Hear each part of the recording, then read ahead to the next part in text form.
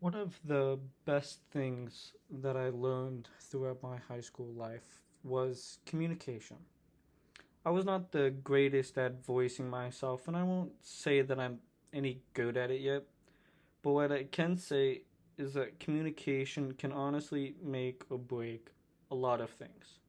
And if you're not good at it, I would suggest you start working on it now because it can make a big difference between a lot of things like whether you get a job or not, or being a good foundation for relationships in the future, or even now. And I know some of, or most of you are thinking right now, Riley's talking about communication when he can't even pronounce his R's properly. That's kind of hysterical. But it's still my firm belief that if a person cannot communicate properly, they're not going to go that far in life. That's why I suggest working on the thing now than having to deal with it later. And I'll give you an example of how I improved my communication. I found this amazing group of people that I met a little after Christmas this year. The four of us were just a bunch of knuckleheads, all vibed with one another, and we still all talk to this day through Discord. But as I was saying, my friend Violet and we got into this quarrel one day about the way I conversed. I talked in this rude, sarcastic tone, and I knew I needed to fix it, but I never did. I told myself that she knew I was joking and being sarcastic, but my idiotic self still did it without consideration for her.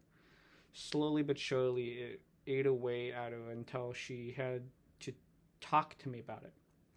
And keep in mind, there was a lot of stuff still going on in her own life, but it was just the thing that we needed to talk about regardless.